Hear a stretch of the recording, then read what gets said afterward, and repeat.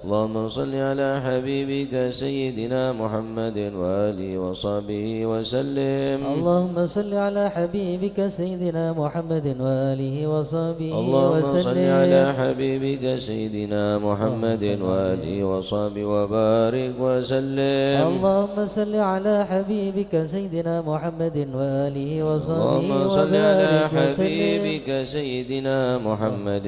وعلى آله وصحبه وبارك وسلم أجمعين. اللهم صل على حبيبك سيدنا محمد وعلى آله وصحبه وبارك وسلم أجمعين. الحمد لله رب العالمين. اللهم صل وسلم على سيدنا محمد وعلى آل سيدنا محمد. اللهم أوصل وتقبل وبلغ ثواب ما قرأنا من سورة ياسين والواقعة والإخلاص والمعوذتين وما هللنا من قول لا إله إلا الله وما سبحناك اللهم حمدك وما صلى وسلم على النبي سيدنا محمد صلى الله عليه وسلم وما عملنا من أعمال الصالحات في هذا المجلس المبارك هدية منا واصلة وبركة شاملة ورحمة منك نازلة وصدقة متقبلة نقدم من إلى حضرة حبيبنا وشفيعنا رسول الله محمد بن عبد الله صلى الله عليه وسلم ثم إلى أرواح آبائه وإخوانه من الأنبياء والمرسلين صلوات الله عليهم أجمعين ثم إلى أرواح أهل بيت الطيبين الطاهرين وأزواج الطاهرات أمهات المؤمنين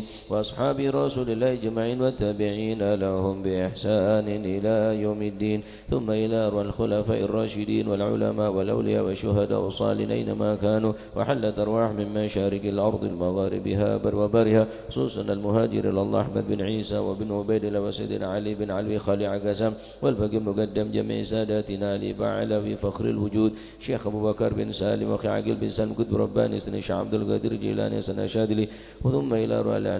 إلى روح قطب الأنفاس الحبيب عمر بن عبد الرحمن العطاس والشيخ علي بن عبد البارس ثم القطب الباهر الحبيب عبد الله بن حسين بن طاهر والأخ طاهر ثم إلى المقدم ثاني الحبيب عبد الرحمن السيقا ولادي مرمضر وإخواني ثم إلى الحبيب عبد القادر بن أحمد جدة الحبيب العلامة محمد بن علي بن عباس المالكي وأخي عباس المالكي ثم إلى الحبيب علي كويتان وحبيب محمد بن الحداد والحبيب صاحب الحول الحبيب أبو بكر بن محمد السقاب قرسي ثم إلى الحبيب محمد بن هاشم السقاب قرسي ثم إلى الحبيب شيبة بوتي والحبيب عبد الله الحداد سانغي والحبيب حسن بهر والحبيب جعفر بن شيخنا السقاب والحبيب علي بن السقاب كبون ناقم وكبون ناقم والحبيب هادي بن شبوك بن سالم والحبيب عبد القادر بن السقاب والحبيب عبد الله بن عبد القادر بن أحمد بن لقيه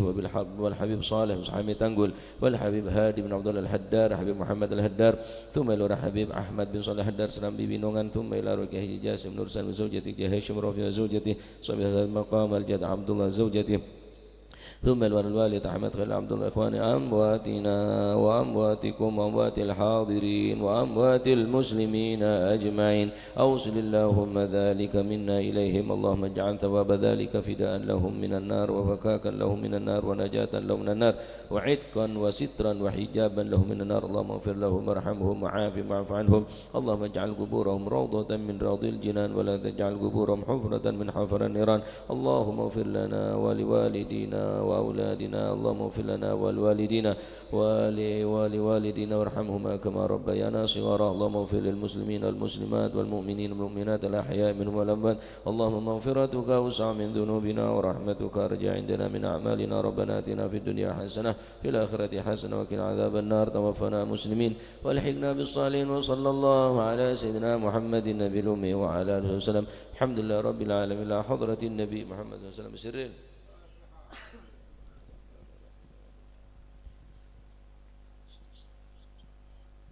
الفاتحة على من أسلفنا الصالحون وعلى من وحبيبنا على الهبشي أن الله يغفر ذنوبنا ويستر عيوبنا ويشفي أمراضنا ويقضي حاجاتنا وحاجات المسلمين أجمعين أن الله يسر كل أمورنا أمور الدنيا والآخرة وإلى حضرة النبي محمد صلى الله عليه وآله وسلم بسر الفاتحة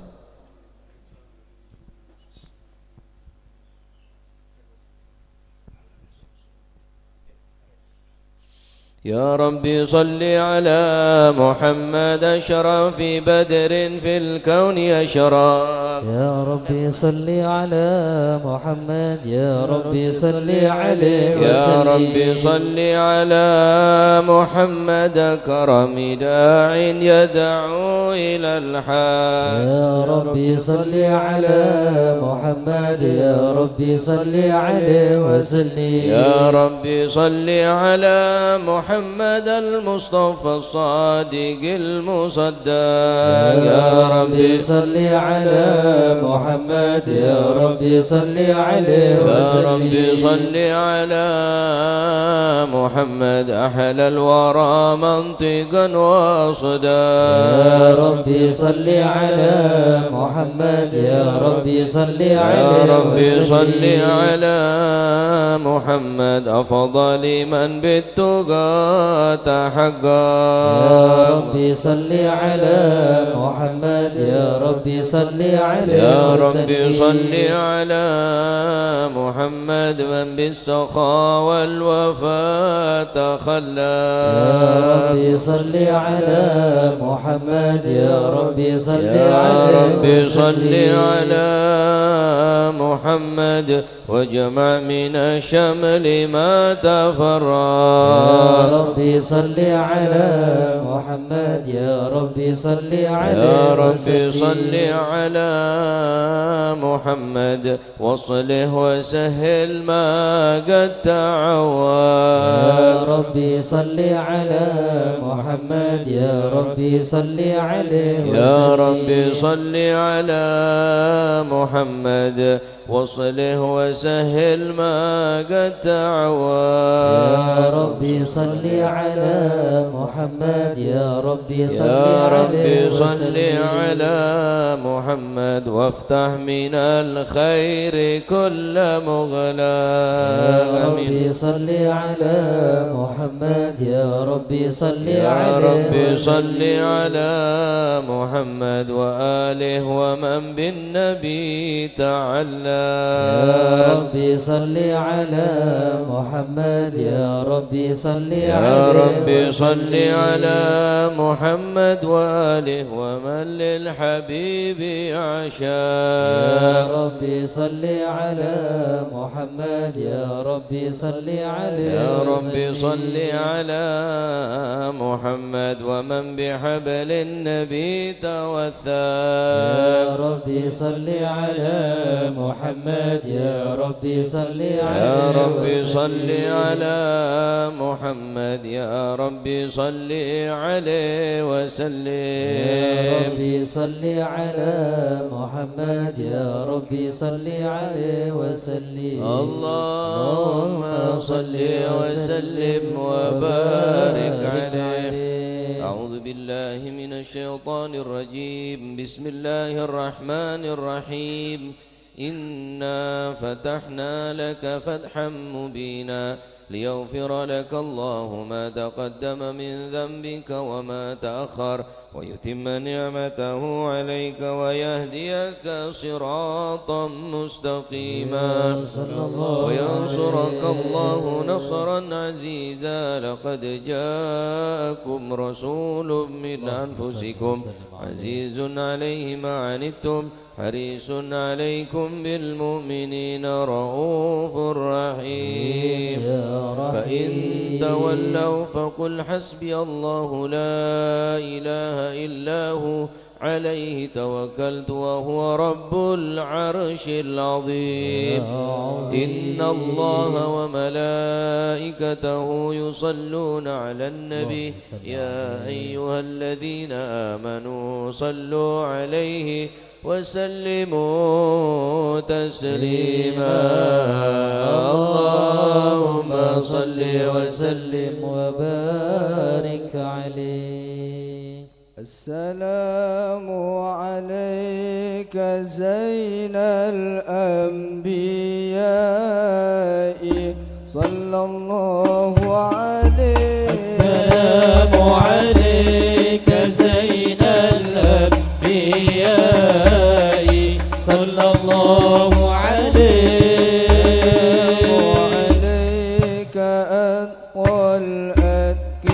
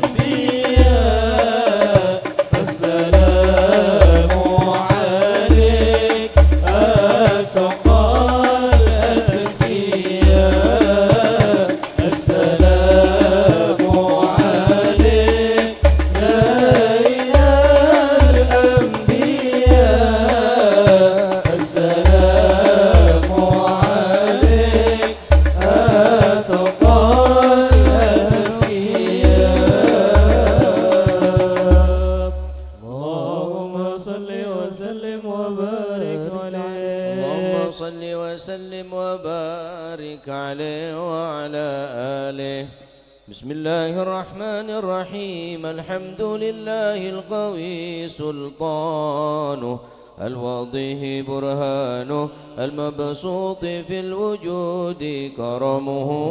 وإحسانه صلى الله تعالى مجده وعظم شانه خلق الخلق لحكمة وطوى عليها علمه وبسط لهم من فائض المنة ما جرت به في أقدار القسمة أرسل إليهم أشرف خلقه وأجل عبيده رحمة تعلقت إرادته الأزلية بخلق هذا العبد المحبوب فانتشرت آثار شرفه في عوالم الشهادة والغيوب فما جل هذا المن الذي تكرم به المنان وما أعظم هذا الفضل الذي برز من حضرة الإحسان صورة كاملة ظهرت في هيكل محمود فتعطرت بوجودها كناف الوجود وطرزت برد العوالم بطراز التكريم اللهم صل وسلم أشرف الصلاة والتسليم على سيدنا ونبينا محمد الرؤوف الرحيم اللهم صل وسلم وبارك اللهم صل وسلم وبارك عليه وعلى آله تجلى الحق في عالم قدسه الواسع تجليا قضى بانتشار فضله في القريب والشاسع صلى الله فله الحمد الذي لا تنحصر أفراده بتعداد ولا يمل تكراره بكثرة ترداد حيث برز من عالم الإمكان صورة هذا الإنسان صلى الله عليه ليتشرف بوجود ثقلان وتنتشر أسراره في الأكوان فما من سر اتصل به قلب منيب إلا من سوابغ فضل الله على هذا الحبيب صلى الله يا لقلب سروره قد توالى بحبيب عم لنا من ولا جل من شرف الوجود بنور غمر الكون بهجة وجمالا صلى الله عليه قد ترقى في الحسن على مقام وتناهى في مجده وتعالى لهضت العيون فيما اجتلته بشرا كاملا يزيح الضلال صلى الله ومن فوق علم ما قد رأت رفعة في شؤونه وكمالا فسبحان الذي أبرز من حضرة الامتنان ما يعجز عن وصفه اللسان ويحار في تعقل معانيه الجنان صلى الله عليه انتشر منه في عالم البطون والظهور ما ملأ الوجود الخلقي نور فتبارك الله من إله كريم بشرتنا آياته في الذكر الحكيم ببشارة لقد جاءكم رسول من أنفسكم عزيز عليه ما عنتم حريص عليكم بالمؤمنين رؤوف رحيم فمن فاجأته هذه البشارة وتلقاها بقلب سليم فقد هدي إلى صراط مستقيم اللهم صل وسلم أشرف الصلاة والتسليم على سيدنا ونبينا محمد الرؤوف الرحيم اللهم صل وسلم وبارك عليه اللهم صل وسلم وبارك عليه واشهد أن لا إله إلا الله وحده لا شريك له شهادة تعرف اللسان عما تضمنه الجنان من التصديق بها والإذعان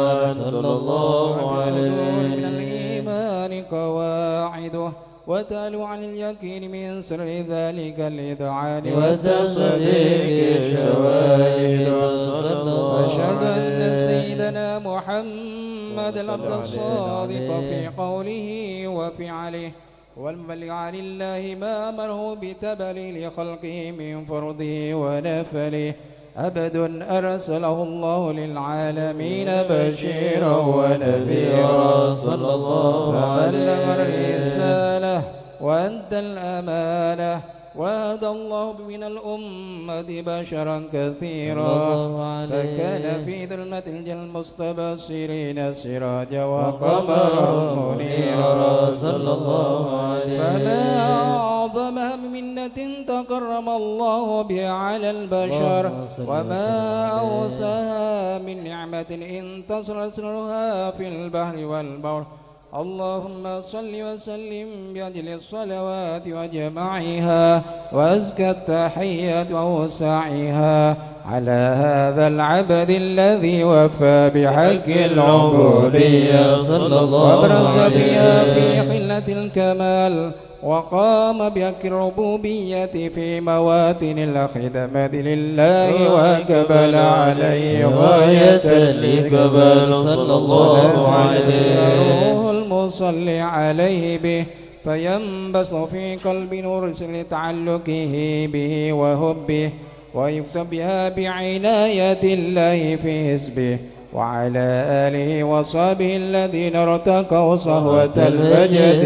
بكربه صلى الله على أشرف عليه الأصل بوده وهبه ما أطر الأكوان بنشر ذكراهم نسيم اللهم صل وسلم أشرف الصلاة والتسليم على سيدنا ونبينا محمد الرؤوف الرحيم اللهم صل وسلم وبارك عليه.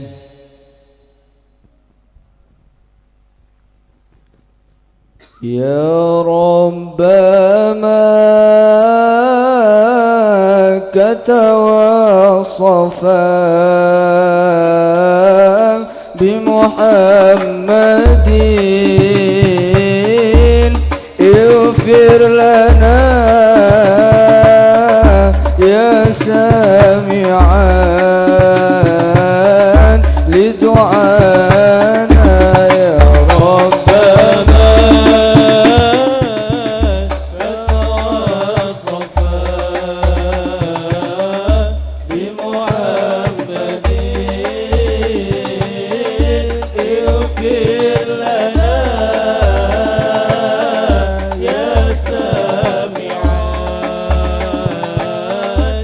دعاء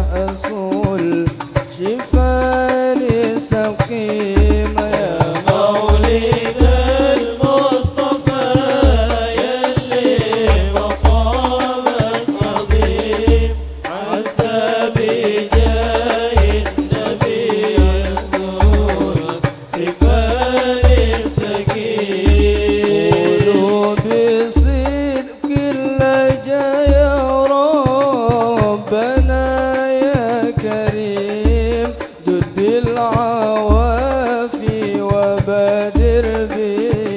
بالشفاء للكريم يا مولد المصطفى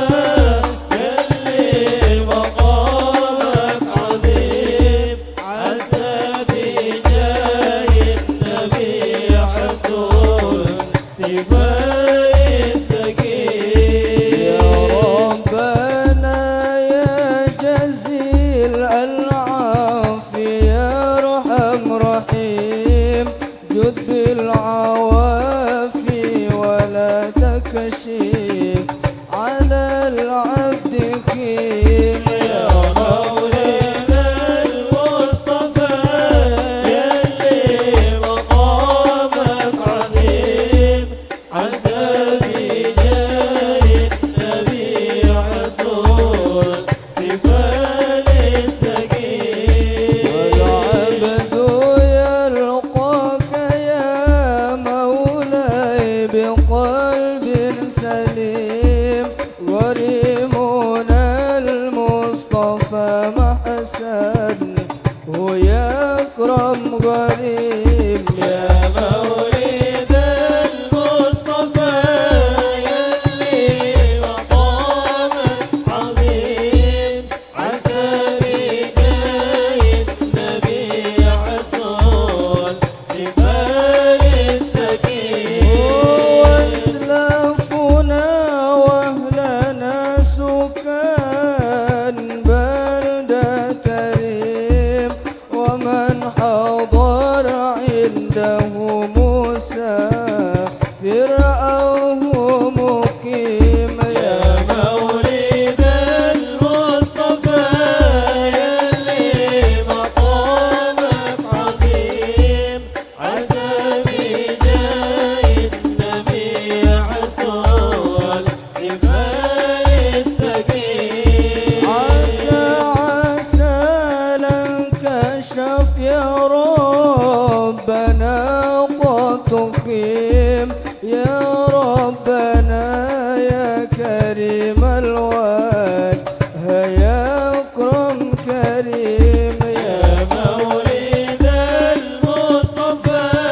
يلي مقامك عظيم عسى بجاه النبي حسون سفال السكين جود بالشفاء والعوافي للذي هو سقيم يا رب يا حي يا قيوم وجودك عظيم يا مولد المصطفى يلي مقامك عظيم عسى بجاه النبي حسون سفال السكين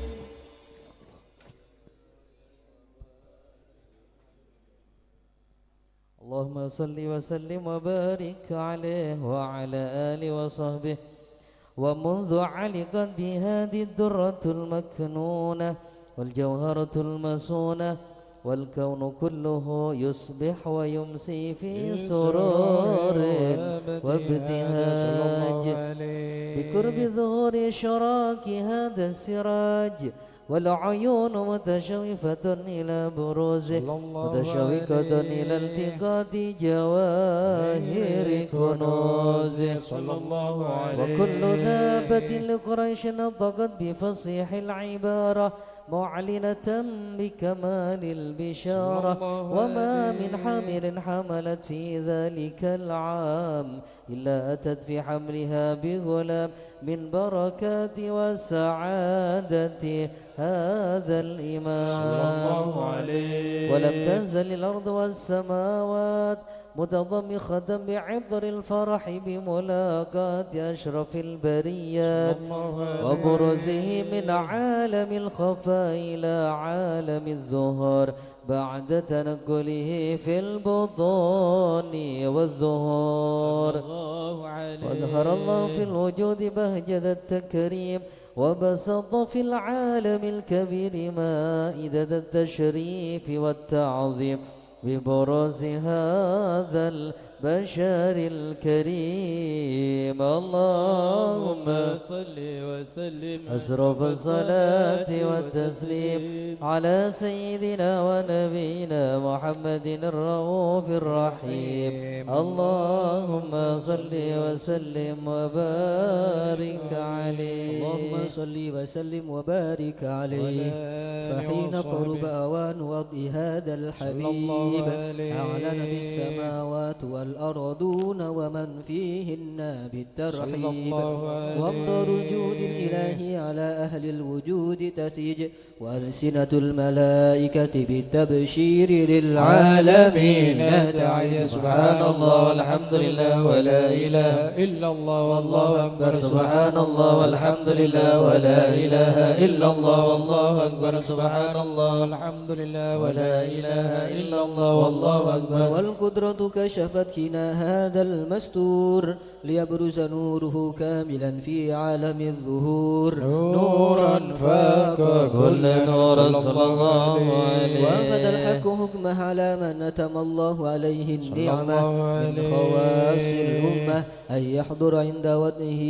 أمة تأنيسا لجنبها المسعود ومشاركة لها في هذا السباق الممدود صلى الله عليه. فأحضرت بتوفيق الله السيدة مريم والسيدة آسية ومعهما من حور العين من قسم الله له من الشرف بالقسمة الوافية. فأتى الوقت الذي رتب الله على حضوره وجود هذا المولود صلى الله عليه. فانخلق سبح الكمال من النور عن عمود وبرز الحامد المحمود مذعنا لله بالتعظيم والسجود. صلى الله على محمد صلى الله عليه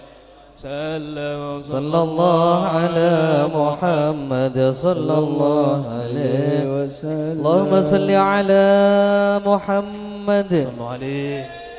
يا نبي سلام عليك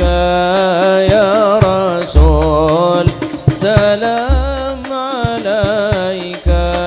يا حبيب سلام عليك يا رسول الله صلوات الله عليك يا نبي سلام عليك يا رسول سلام عليك يا حبيب سلام عليك يا رسول الله صلوات الله عليك. شرق الكون ابتهاجا بوجود المصطفى أحمد ولأهل الكون أنس يا رسول الله سرور قد تجدد يا نبي سلام عليك يا رسول سلام عليك يا حبيب سلام عليك يا رسول الله صلوات الله عليك. فاضربوا يا أهل المثاني فهزاروا اليمن غرت واستضيئوا بجمال يا رسول الله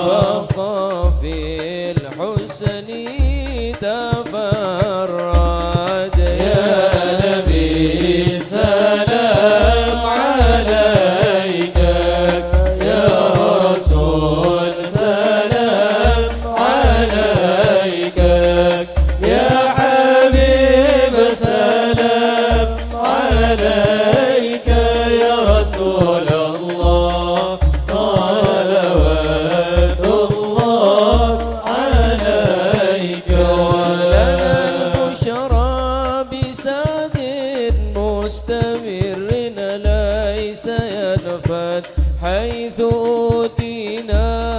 الطعن جمع الفخر المؤبد يا نبي سلام عليك يا رسول سلام عليك يا حبيب سلام عليك صلوات الله عليك فلربي كل حمد جل يحصره العاد إذ حبانا بوجود المصطفى الهادي محمد يا نبي سلام عليك يا رسول سلام عليك يا حبيب سلام عليك صلوات الله عليك مرحبا اللهم صل على محمد. الله أهلا مرحبا بك إنا بك نسعد مرحبا مرحبا يا نور العين يا عيني. مرحبا مرحبا جد الحسين مرحبا وبجاهه يا إلهي مرحبا جد وبلغ كل مقصد آمين مرحبا يا نور العين مرحبا مرحبا جد الحسين واهدنا نهج سبيلي مرحبا كي به نسعد ونور مرحبا مرحبا مرحبا يا نور العين مرحبا مرحبا مرحبا جد الحسين الله مرحبا مرحبا ربي بلغنا بجاهي مرحبا مرحبا في جواري خير مقعد مرحبا مرحبا مرحبا يا نور العين مرحبا مرحبا مرحبا جد الحسين الله مرحبا مرحبا صلاة الله تغشى أشرف الرسل محمد صلوا عليه وسلام مستمر كل حين يتجدد صلى الله على محمد مرحبا صلى الله عليه وسلم مرحبا صلى الله على محمد مرحبا صلى الله عليه وسلم مرحبا اللهم صل على محمد.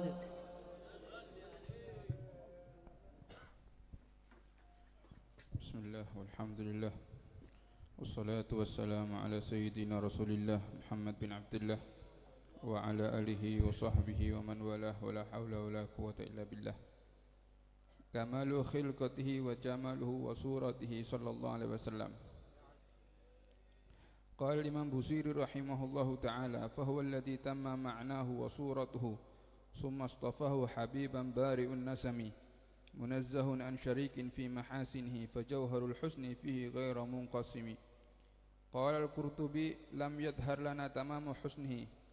li'annahu law dhahara lana tamamu husnihi lamma ataqat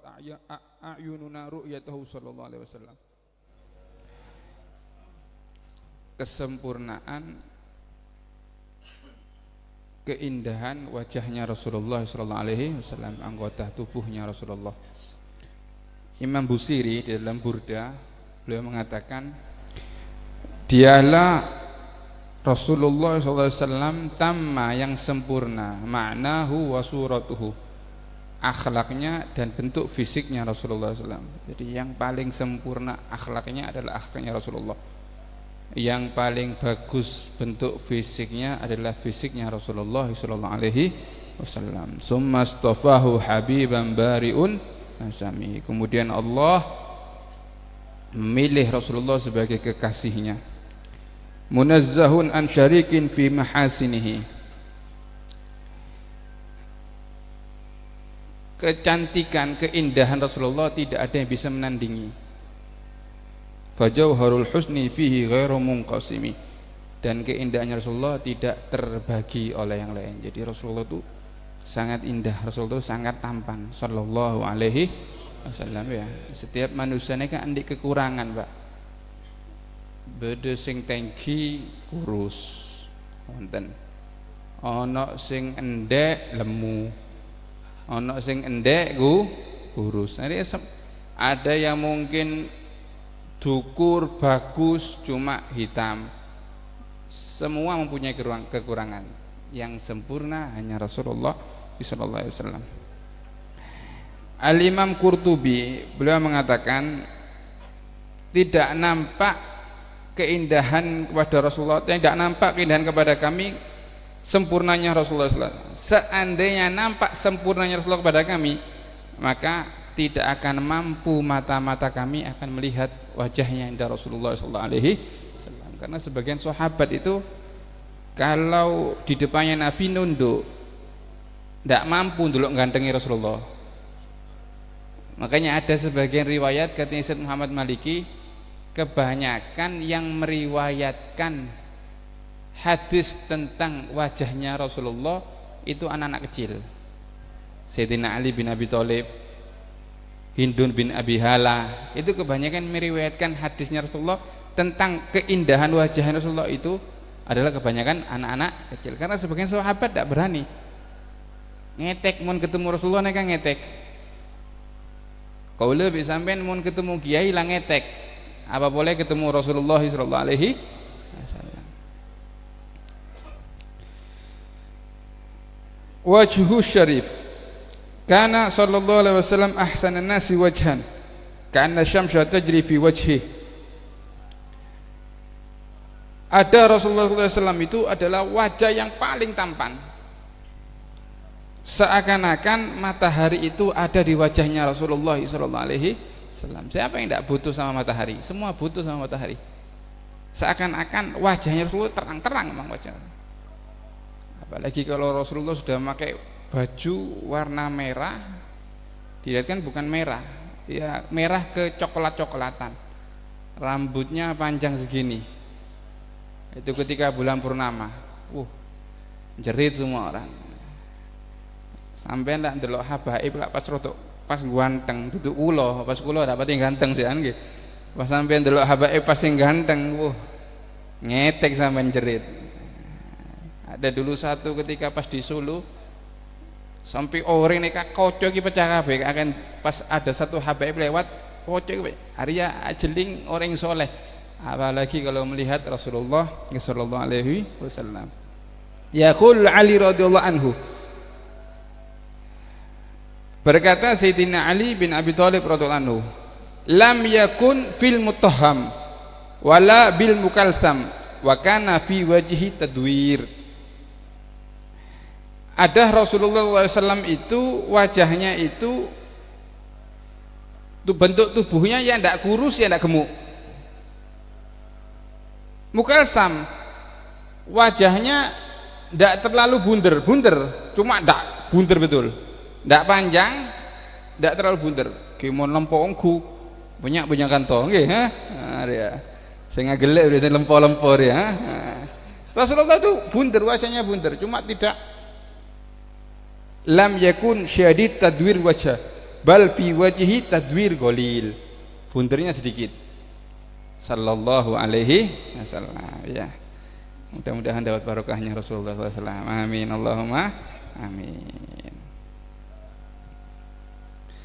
Terakhir, wakila li Abi Tufail sif lana Rasulullah SAW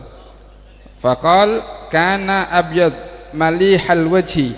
idza surra fa ka'anna wajhu mir'ah wa kana al-badru yura fi wajhihi. Dikatakan Abi Tufail, sif lana Rasulullah, sifati kepada kami Rasulullah SAW. Maka beliau mengatakan, Abu Tufail, ada wajahnya Rasulullah itu putih, malihal wajhi, lak dipandang iku seneng, nyenengno, enak, wong delok iku kangen, seakan-akan ada matahari, seakan-akan ada bulan di wajahnya Rasulullah SAW. Enak dipandang, nyenengno Rasulullah SAW. Sampai sebagian sahabat itu kalau wis tutuk omahe iling maning sama Rasulullah. Aku kepingin balik, kepingin ketemu Rasulullah SAW. Saya kepingin ketemu Rasulullah SAW. Saking nyenengno Kanjeng Nabi.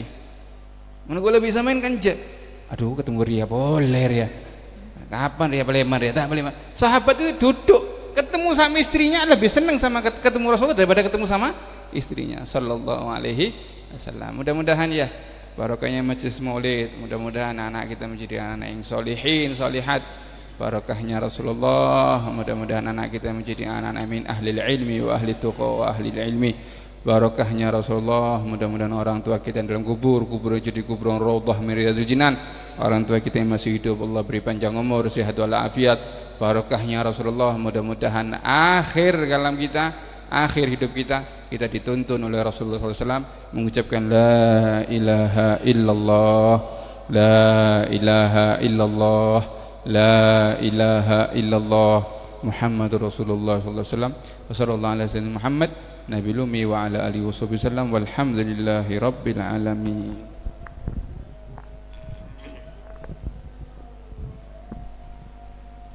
Bismillahirrahmanirrahim. Alhamdulillahirabbil alamin hamdan yuwafi ni'amahu wa yukafi mazidah. Ya Rabbana lakal hamdu kama yanbaghi li jalali wajhika wa li 'azimi sultanik. Allahumma shalli wa sallim ala sayyidina Muhammadin fil awwalin wa shalli wa sallim ala sayyidina Muhammadin fil akhirin wa shalli wa sallim ala sayyidina Muhammadin fi kulli waqti wa hin wa shalli wa sallim ala sayyidina Muhammad fil mala'il a'la ila yaumiddin wa shalli wa sallim ala sayyidina Muhammadin wa ala alihi wa sahbihi ajma'in. ولما ندم الفكر من درار الأوصاف المحمدية وكندا توجهت إلى الله متوسلا بسيدي وحبيبي محمد صلى الله عليه وسلم أن يجعل سعي فيه مشكورا وفعلي فيه محمودا وأن يكتب أعمالي في الأعمال مقبولة وتوجهي في التوجهات الخالصة والصلات الموصولة. اللهم يا من إليه تتوجه الآمال فتعود ضافرا وعلى باب عزته تحت الرحال فتعشاها منه الفيوضات الهامرة. نتوجه إليك بأشرف الوسائل لديك سيد المرسلين عبدك الصادق الأمين سيدنا محمد الذي أمت رسالته العالمين أن تصلي وتسلم على تلك الذات الكاملة مستودع أمانتك وحافظ سرك وحامل راية دعوتك شاملة الآب الأكبر المحبوب لك والمحاصص بشرف الأفهار في كل موطن من مواطن القرب ومدهر قاسم إمدادك في عبادك وساكك بشرف مقامه العظيم أن تلاحظنا في حركاتنا وسكناتنا بعين عنايتك وأن تحفظنا في جميع أدوارنا وتقلباتنا بجميل رعايتك وحسن وقايتك وأن تبلغنا من شرف القرب